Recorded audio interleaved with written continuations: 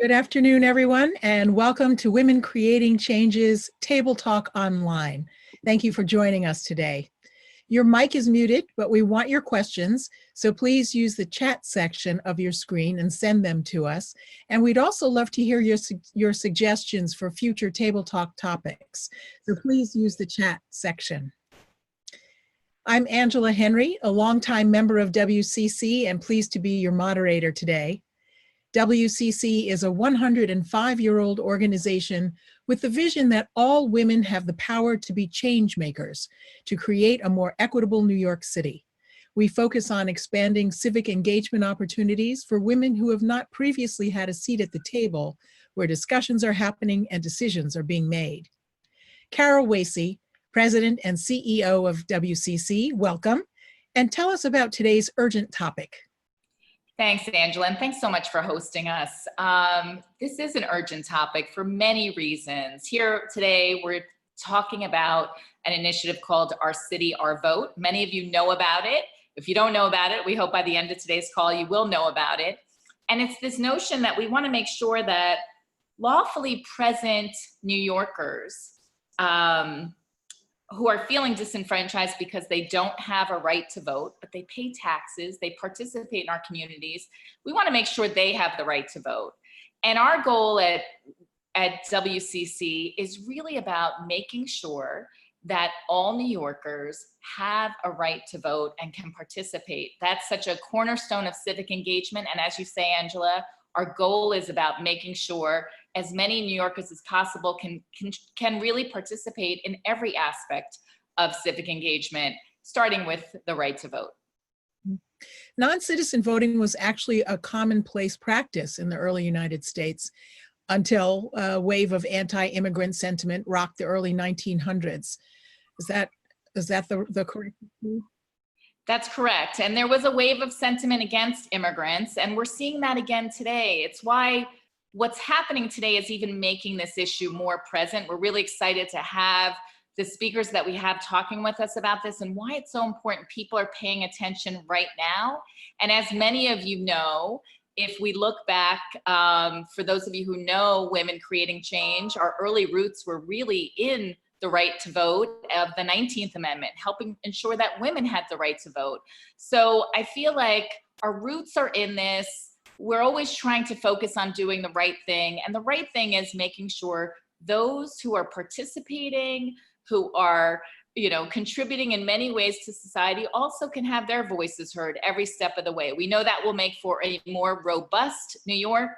And we also think as New Yorkers, we should help to lead the way. And given the number of immigrants that we have in New York, we should make sure they all have their voices heard at every step of the way. And how is this tied directly to WCC's mission? Yeah, so our mission, as you said, is really about civic engagement for underserved women.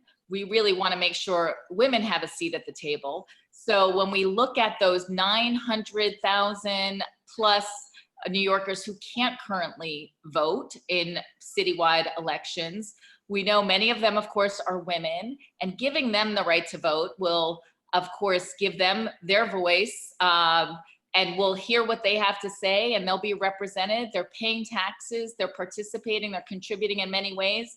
And one way they should be able to contribute is to have their voice heard and be represented here in New York. Great, thanks, Carol.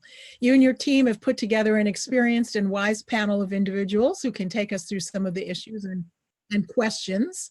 We're so grateful to have Council Member Ydanis Rodriguez, Theresa Thanjan of the New York Immigration Coalition, and Yafa Dias of the Arab American Association of New York with us today. They are all three leaders in efforts to pass Bill 1867 and expand voting rights for New Yorkers. We're honored to host this conversation, and we're so appreciative of your participation.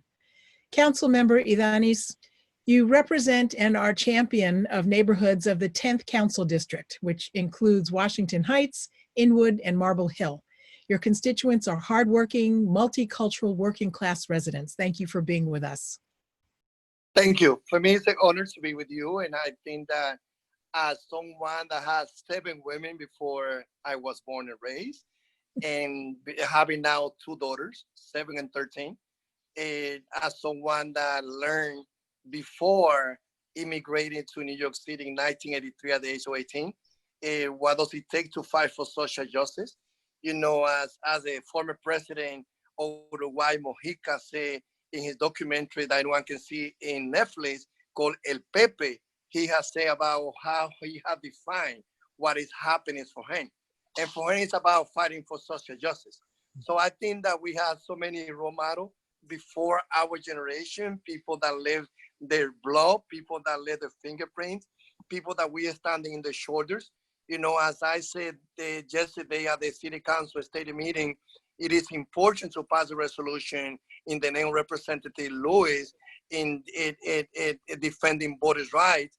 But I also challenge my white progressive in New York City to lead by example. Like here we are passing resolution calling for the Congress in DC and the president to sign, you know, borders protection. But here in the city of New York, what are we waiting for? The federal law already say that the city and the states are the one that can decide who vote to elect the leaders. And as someone that wash dishes, that work in a taxi, that work in a factory, that living with green card from 83 to 2000, that contribute my taxes, how society denied me during those years the right for me to elect a mayor, controller, public advocate, council member, board president. I think that, you know, New York City has a great opportunity. Let's live progressive by example. So that's what for me, is so personal, because I know what it was to live in New York City, to fight against police brutality, to fight for workers' rights, to fight for the movement of the freedom for the freedom of Nelson Mandela, you know, to fight against discrimination. Now that I've been a council member, and also to be part of many brothers and sisters who are now part of the progressive movement of the city of New York, the socialist movement. When we took over City College in 89 and 91 and 93 at CUNY, I invite everyone who is fighting for the progressive cause to embrace this bill. It's not my bills. It's the bill of New Yorkers who believe in social justice, that we reinstate the rights of New Yorkers who have green card, who have working papers, to also elect the local leaders. Thank you. Yes, so important and so personal. Thank you. Theresa Thanjan, you've been a community organizer and program leader for Catholic Charities, South Asia Youth Action, SAYA, Citizens Committee for New York City, and Interfaith Neighbors, and you served as the national co-chair of South Asians for Barack Obama during the 2012 election. You're at the New York Immigration Coalition now. Thank you for joining us today. Thank you so much, Angela. I also want to thank Carol and Leah and everyone at Women Creating Change for this wonderful opportunity. Yes, I am part of the New York Immigration Coalition, and we, along with United Neighborhood Houses, are steering committee members for this campaign. So we are working along with Council Member Rodriguez, as well as over 50 community-based organizations, political clubs, all different kinds of individuals who support our city, our vote. So that's my role in this campaign. I do want to say that COVID-19 has really exposed the structural fault lines of, just in terms of the deficiencies in our systems like healthcare, education, economic opportunities. And all the while, 1 in 5 frontline essential workers are immigrants, and they're risking their lives just so that we can keep going and keep afloat. And they live here, they go to school here, as Carol mentioned, they pay taxes, and they have no say in our democracy. And our city, our vote will definitely rectify that situation. And I do also want to say that, we are celebrating the centennial of the women's right to vote, but our fight is not over. As Carol mentioned again, women comprise a large number. Immigrant women are a huge part of this initiative and should absolutely have that right to participate in our democracy. Thank you. I saw that compelling DREAM Act PSA you made 10 years ago for the New York State Youth Leadership Council. So it's no surprise that you're still doing the work. Thank you for joining us today. Thank you. Hi.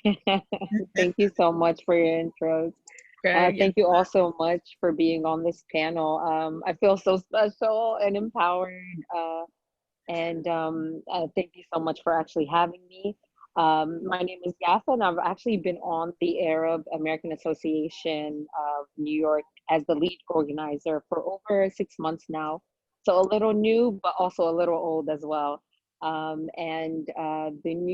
Arab American Association of New York has been within the Bay Ridge community for over 20 years, where we have been serving our immigrant community and also Arab American community for the longest on civic engagement, on anything regarding mental health, youth development. And so it's so amazing to actually just be on here and be a part of promoting and supporting this piece of legislation, which is so important to the immigrant community here in Bay Ridge. There have been so many Arab Americans who have been participating within our democracy, have been a part of the American culture and just a part of this country, who have been here for over 40 to 50 years and still have not been given the privilege to vote on a local basis. And that is why the Arab American Association supports this legislation. That is why our city, our vote is so important to us.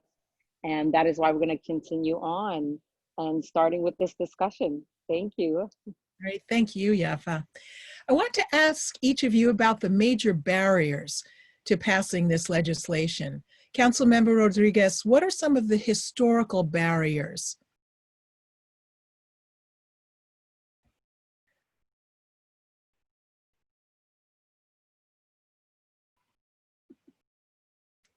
You're on mute.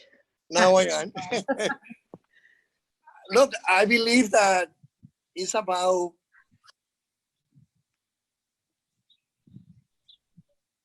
our white progressive to share the privilege. I think this is like, you think about the New Jersey plan, when the discussion was made about who will represent each state, and the discussion about the small state and the large one, and at the end, they came out with a formula to elect the House of Representatives by each like 500 people, and to give each state to a senator. I think there's nothing legal that we should have a burial. I think that, and I feel that, you know, long time ago, you know, since the 80s to the 90s, you know, especially in the 90s, I was so lucky that as a student organizer, I found someone, a lawyer, Ron McGuire, who was one of the first few white students who joined the Black and Latino movement in the 60s before I was born and raised in the island of the Dominican Republic, who they fought against, and they fought for open admission. So in the 80s and the 90s, we found that former student of City College who was expelled, who went to UCLA. He came back, got a law degree, and he committed himself to fight to be sure that white people share the leadership. And I think that right now, this is about how this bill will change, will create the real face of New Yorkers. Like the New York City in the 1900s was a New York City where 96% were white, 2% were Black, Latino, Asian, we were not counted.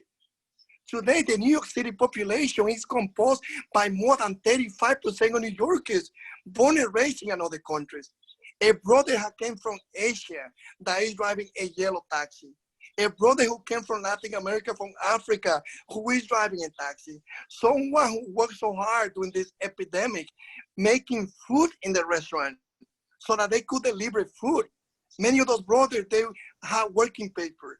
And we, those progressive who live in the Upper West Side, who live in the Upper East Side, who are progressive, who we march in millions of people against an invasion in other countries. We need to live by example.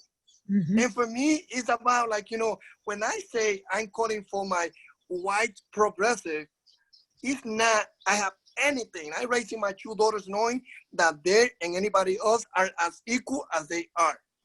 But I feel that when we have Mayor de Blasio, someone that I'm proud of a lot of things that we did it together.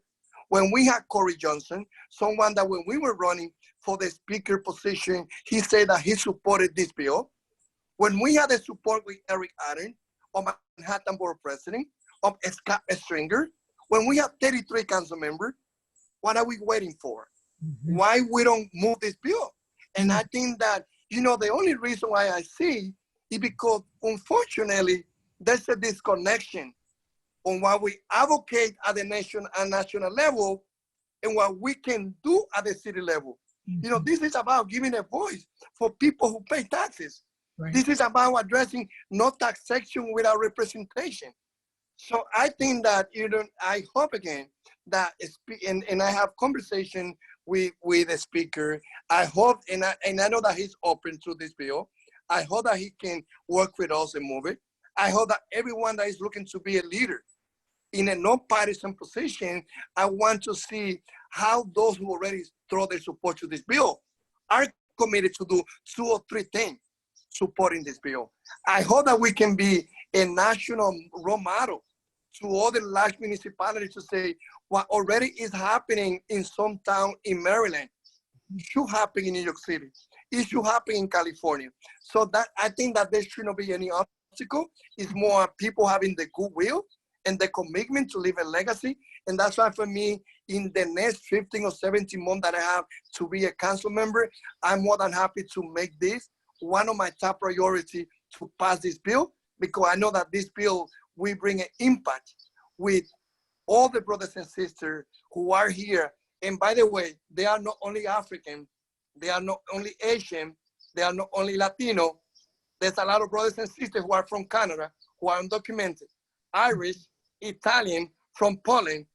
The only difference because of the color of the skin, we don't see, when you're thinking about giving a voice for people with green card and working paper, you don't think about, you know, the white and Anglo and the Jewish community who are already part of the undocumented group of New Yorkers who pay the taxes. So the voice is not only for the Mexican or Latino or the African or the Caribbean or the Garifano from Guatemala and Costa Rica and Honduras.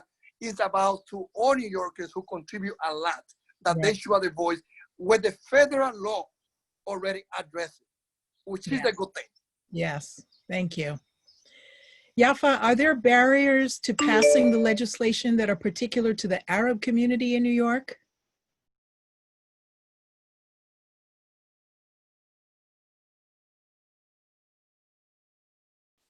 Unmute yourself.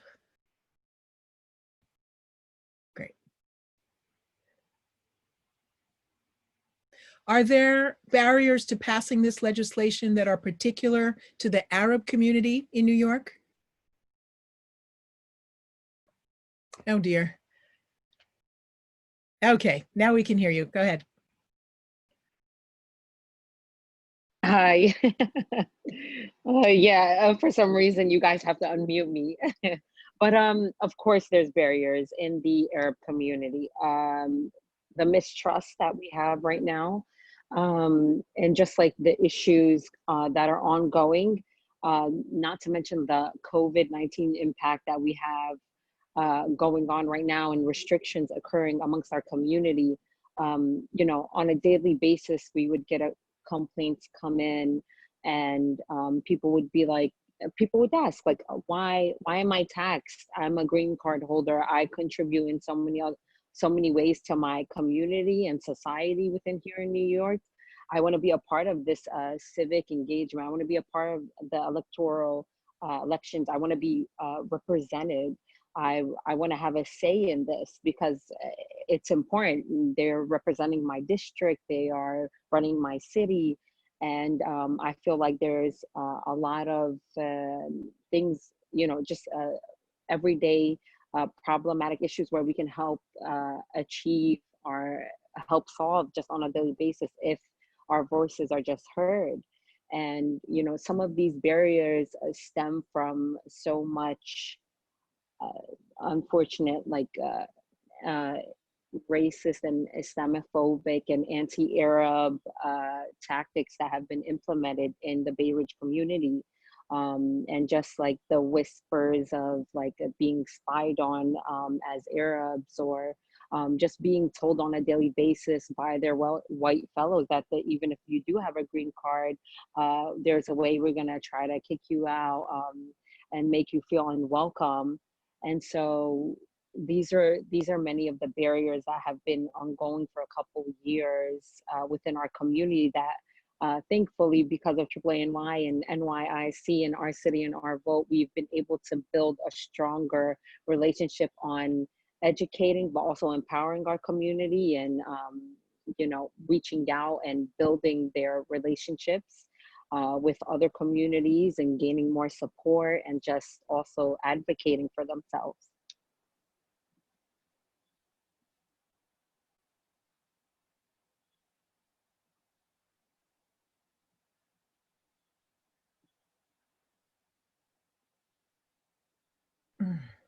Theresa, as lead organizer for advocacy and civic engagement at the Arab American Association, what are some of the arguments or the opposition to the legislation that come up repeatedly in your work?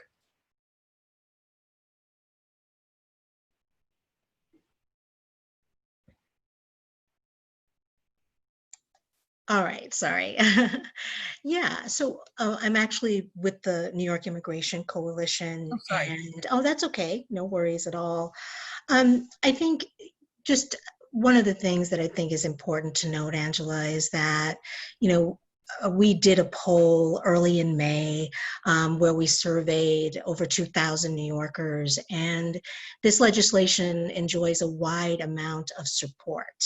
And, you know, they do believe, New Yorkers believe, that immigrants contribute positively to our communities.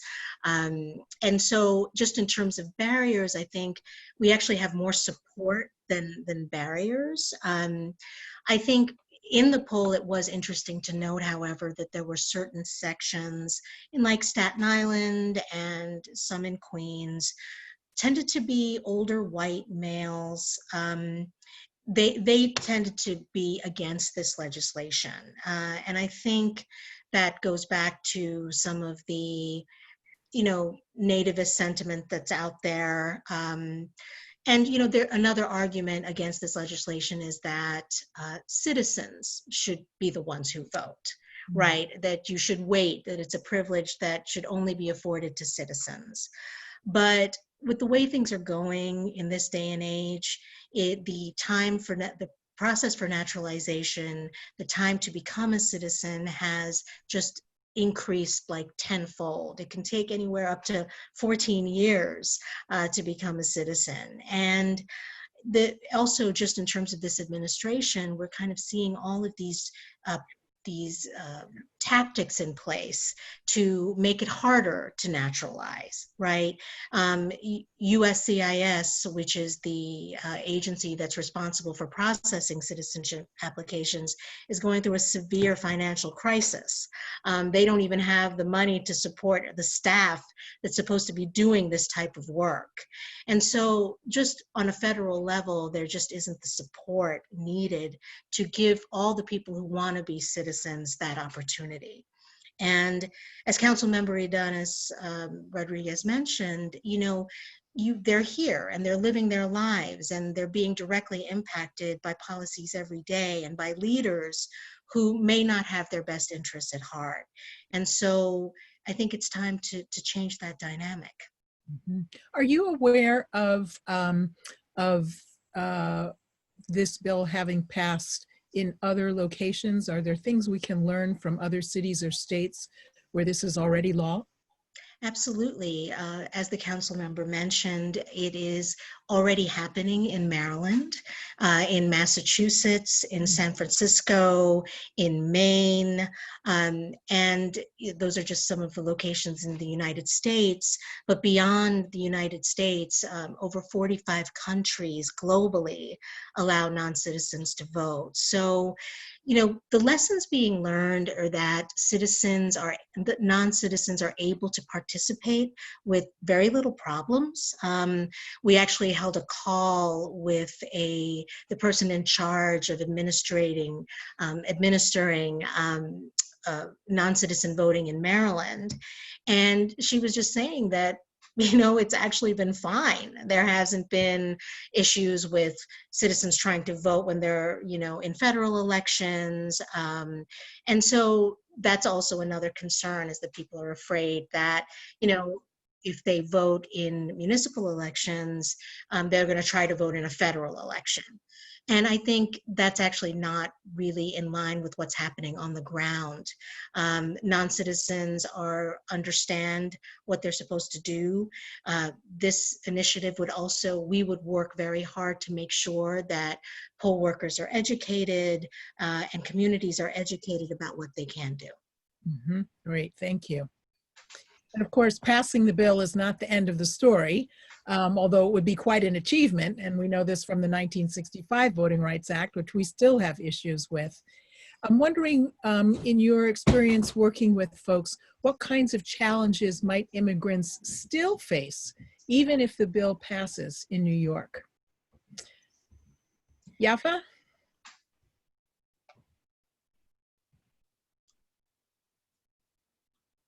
Hey, yes. So this is actually an ongoing concern that we do talk about daily within our organization, and then with partner organizations, and then just on a daily basis in public with my friends. One of the issues would be just on an educational level. I believe that, a lot of our community members, or those around, those who are parents, those who work daily, they want enough information to the point where it's like, I know it's true, I know it's right, I know it's coming from someone we trust, and I'm going to participate in it, and I'm going to do it. And so I would say, like, education programs, like public pressure, these might be issues that they still might face while even if the legislation is passed. The community wants to be reassured that it wouldn't be taken away from them, so they want security. And then they also want to be educated on a level where they know it's beneficial to them, beneficial to the community, to their city and state. They want to be able to know that they're contributing and that it's not going to be taken away from them just because they're a green card holder. They want to know that it's permanent, and that this is an ongoing legislation or law, that it will be placed and it won't be taken away from me, and that I'll be able to, be a member of my community.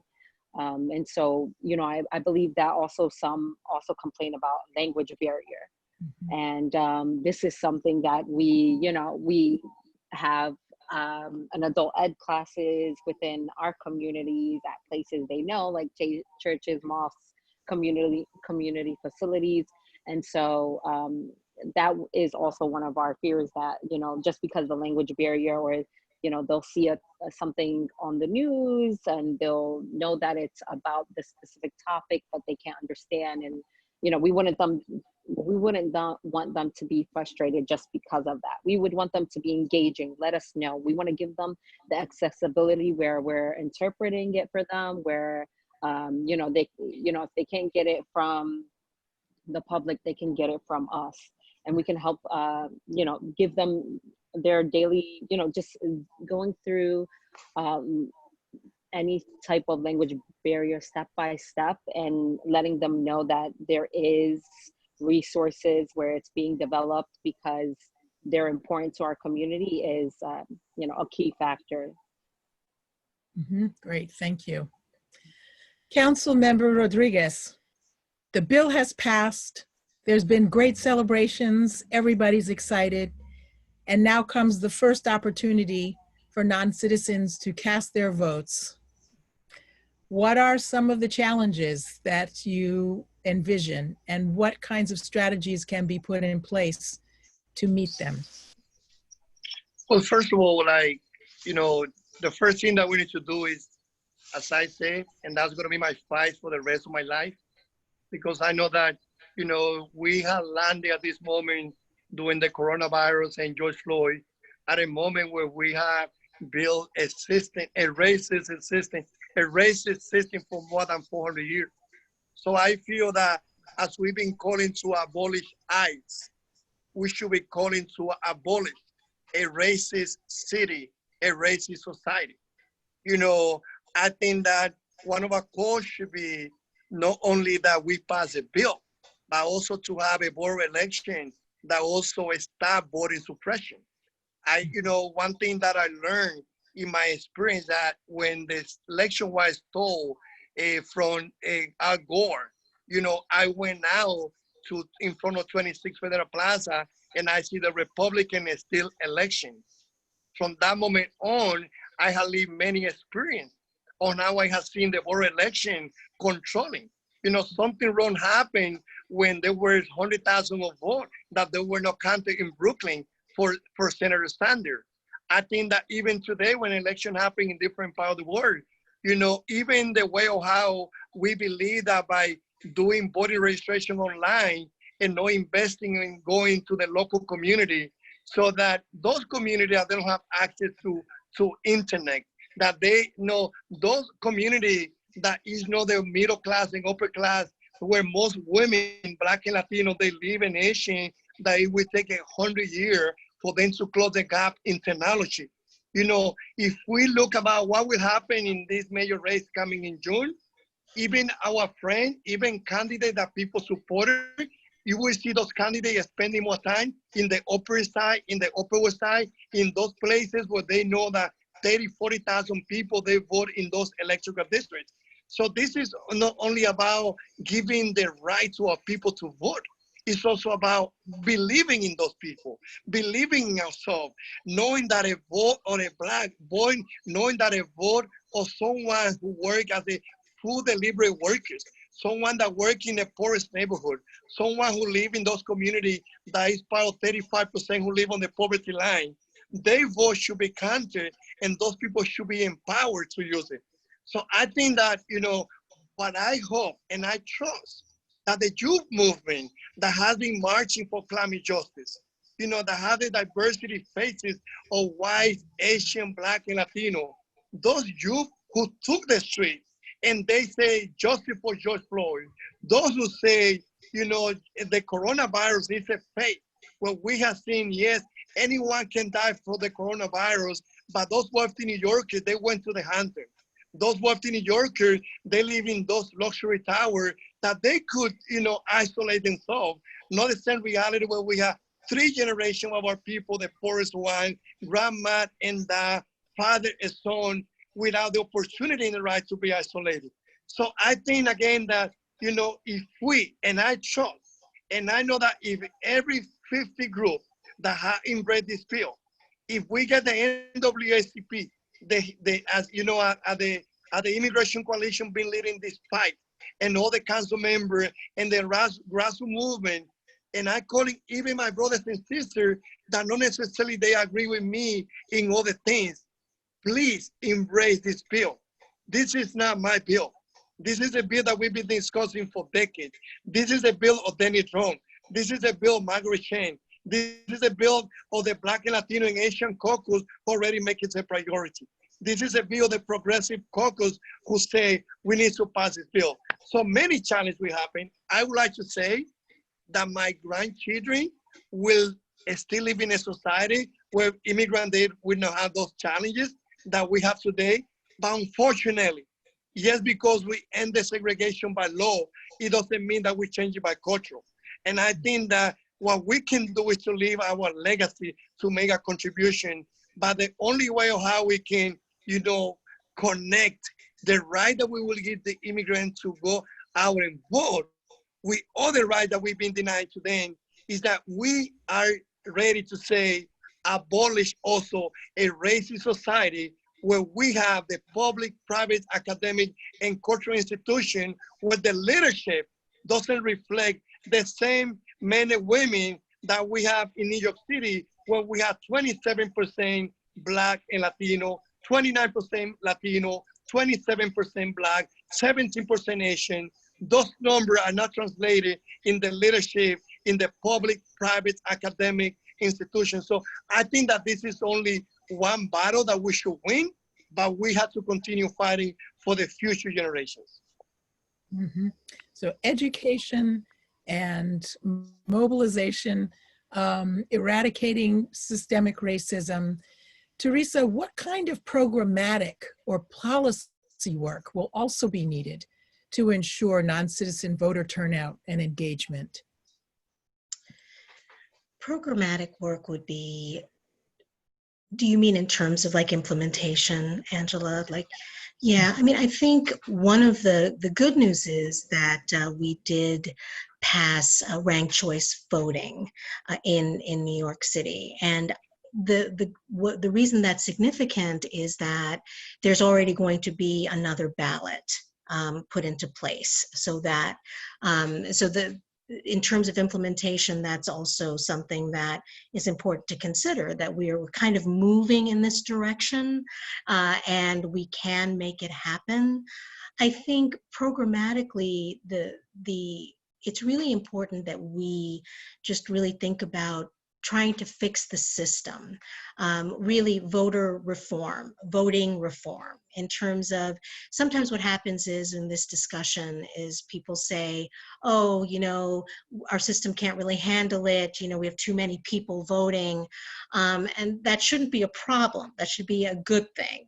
And the way we should be addressing it is not trying to depress the vote, but to really change the systems and make them work so that more people can participate in our democracy. And I think programmatically, what the coalition is doing is really just trying to get the word out there, trying to build support so that we have very strong allies in the, like Councilmember Rodriguez, who is just incredibly passionate, and we have wonderful allies like Yafa in community-based organizations.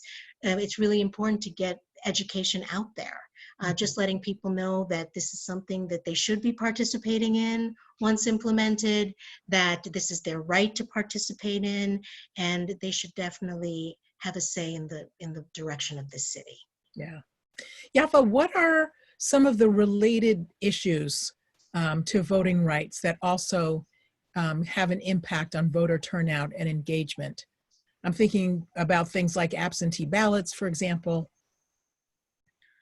Oh yeah, that right now a lot has happened where, for example, we do have people come in from the community and will say, I don't even know what this is. Like, how do I apply for absentee ballot, or how do I request it? What do I even put on the form? So like, we'll have voter registration forms in Arabic and English and many other languages, but then we'll forget about this. And right now during COVID-19, it's extremely important. And so that's why us at AAANY, we give them the opportunity to come in where we can actually explain it and give them like a sort of small educational course on how you actually apply for, or how you actually like go about it when you are doing your absentee ballot. And so right now in the community, I would say though, not a lot of people even just know about it, that they could vote this way. And then sometimes it just doesn't occur to them, or, you know, within specific communities, also we feel, you know, we at AAANY, we feel that we'll see some communities have a resource where it's even basic information, where, you know, there might be flyers around saying and encouraging, you know, to vote at what absentee ballot is. Did you request yours? But then in our community, we don't have that. And, you know, we're always wondering why. Why isn't that as accessible to us, but it is for others?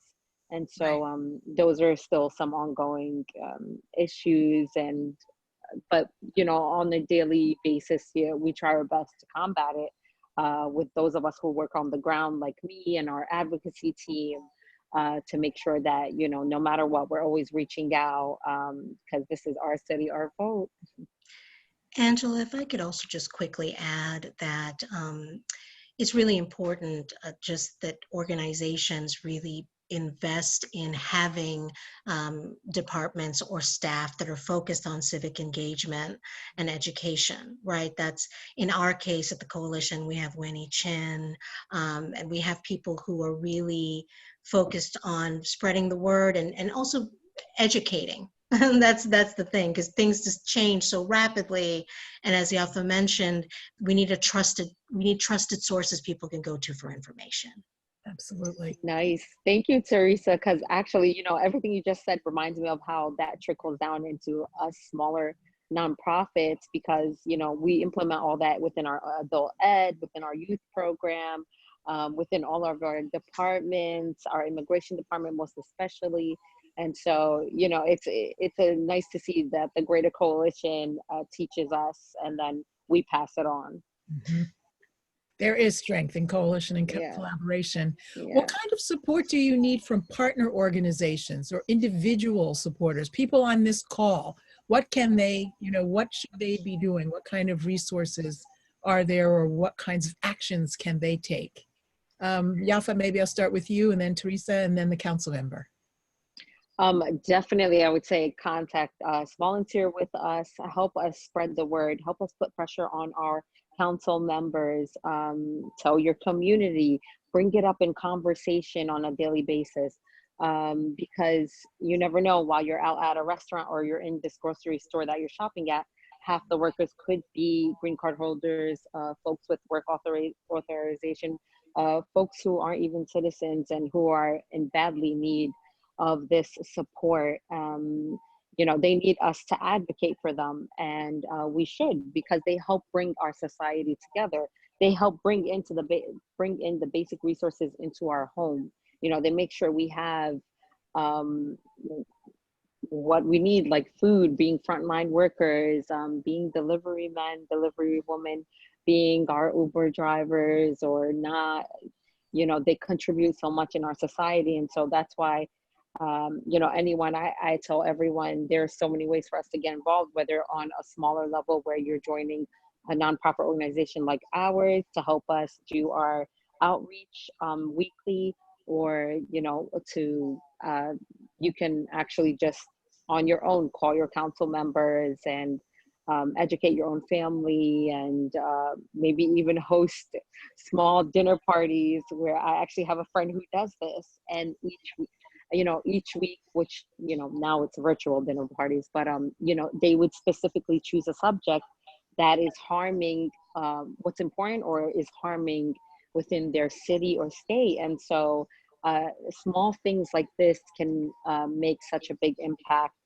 And so, yeah, that's just from me. Mm-hmm. Great, thank you. Theresa, what can people do? So absolutely, I'm so glad you asked, Angela. So we actually do have a phone to action tool that makes it very easy for you to actually contact your representatives in City Council. It could be as simple as taking your phone and scanning a QR code. I know Leah was gonna possibly, oh, here we go, put this in, she just put this in the chat.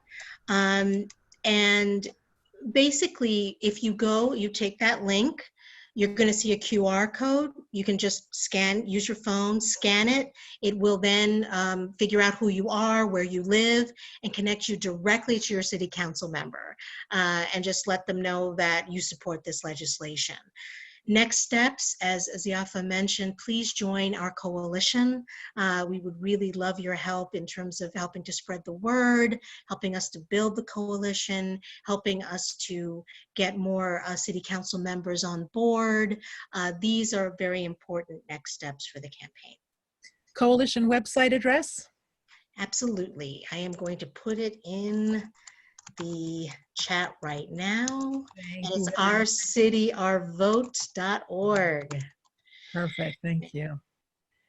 Council Member Rodriguez, what are things that you want people to do? What can a concerned individual do? They don't need to contact you, because we already know you're on board. 100%. No, but even I think it is important also for approach all CBO throughout the whole 5 boroughs.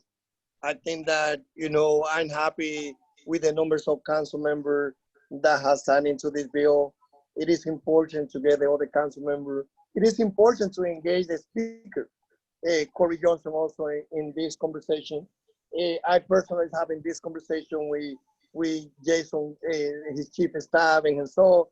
But I think that this is about the future of New York City. Like this is about we all have been part of any march and rally on Justice for George Floyd. On we've been demanding, for the city to pay attention to the reality of inequality that we have seen during the time of coronavirus. And I feel that, at the time when we have so many progressive leaders being elected throughout the 5 boroughs at different levels, I think that one particular thing that we can do is also, and I say we mean all of you, I'm happy to see this bill be led by you guys, the Great Coalition, the Immigration Coalition, and all of you, the group of women leadership. Because I think that, it is important for this bill not to be taken as ex-council member and this and myself leading this fight. I'm ready to play my role at any level. If I had to be in the last seat of the bus or in the middle or in the front, I will sit in any level that I have to.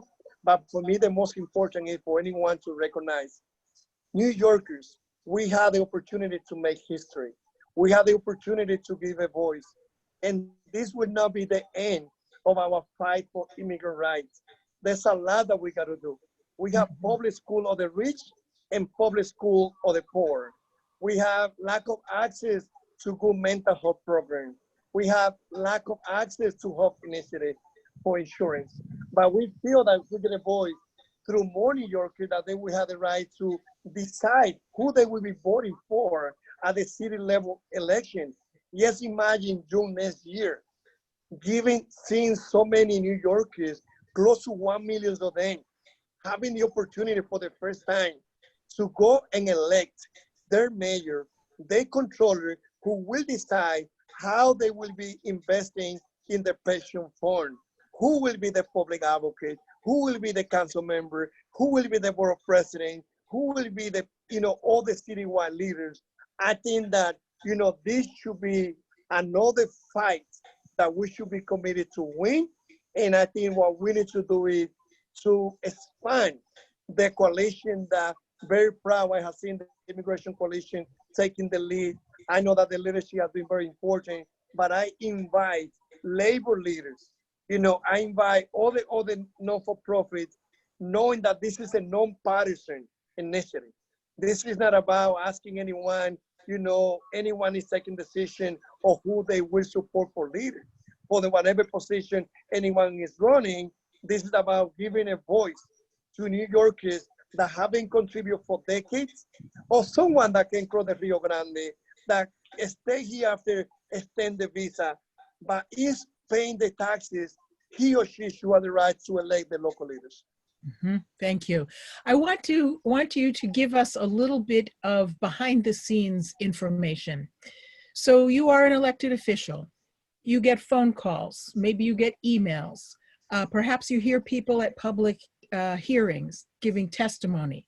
Does it really work? How are constituents able to influence you about things that they're concerned about? We'd love to hear from your perspective so that we know when we are contacting our officials, what works. It does work, especially at this time, when I can say, when I was elected in 2009, I didn't have any experience of being community board members, being district leader, being part of any political club. I was coming in from being a grassroots organizer my whole life. And I think that we have seen more of those individuals holding offices at different levels, representing different communities. People that I can say for the first time, I can say the last 2 groups of council members being elected and among the legislative body of 51 members, I think that we have the most truly progressive New Yorkers holding office. Right now, it's very easy to hear someone, and you heard many times, people who want to justify not to do any reform or the new type of policing that we should have in the city of New York, who say, we understand the frustration, but we don't think that we should pass this bill. However, most of the time, that happens from individuals that no one has been a victim of police brutality in the community that I represent. Different from the Black or Latino, and many progressive council members that I can say from Benny Drum, who was the first one who led this bill when I also was elected in 2009, to Margaret Chen, who was the second one, myself, three of us, we know what it is to participate in a number of occasions in civil disobedience before being elected. So I think that the good thing is about the timing. Never in our life, we have seen so many youth, and it's not about the youth who organized against nuclear weapons in the 70s or the 80s. It's not the movement of the civil rights of the 60s. We talk about youth children who are 13 coming out from the school saying, we want to learn in the street, organizing around climate changes. I think that is the first time that we have seen so many youth who say, I want to identify myself with the fight for the LGBTQ community. I identify myself for the rights of the Muslim community. I want to identify for the rights for the Jewish people are discriminated too. So this is probably because of the contribution of previous generation that they fought for so many decades, that we landed in 2020, seeing a beautiful movement, fighting for social justice, so broad, so diversified. And I have trust in that movement. And I think that it is important, not only for the adults of my generation to take this fight. I think it is important also to have conversation with the youth who led the CUNY Student Senate. You know, those organizing youth people against police brutality, those who are taking the street, those who've been arrested when they decide we're fighting the curfew, because the cities should know how to curfew, you know, during those times in order to control the protests. If we are able to include those sectors in this fight, and we continue adding other colleagues, as I said, I, as a council member, you know, being elected, and probably going back to your question, phone calls, emails, visiting the office, even doing picket line in front of my office, I'm happy with those actions. You know, I told sometimes members of the movement that I know that I have my heart in their fight, that even at a moment what I've been holding this office as a council member, I, as a council member, am not able to do the same thing that I was doing before being elected. I will be part of the movement, but I think that sometimes that movement has to celebrate the victory. And that's one challenge that I see when we invite people to use all mechanisms, even doing picket line in front of the elected official, including in my office. Keep doing it. Challenge, make us accountable, but also celebrate your victory. Thank you. We will do that. This has been so inspiring. I want to thank our speakers today for participating, and also thank you for all of your work in support of this legislation. WCC and our attendees are so grateful for your time. And as members of Our City, Our Vote Coalition, we are dedicated to supporting the passage of this important legislation. And each of you has provided meaningful and important action items for our participants.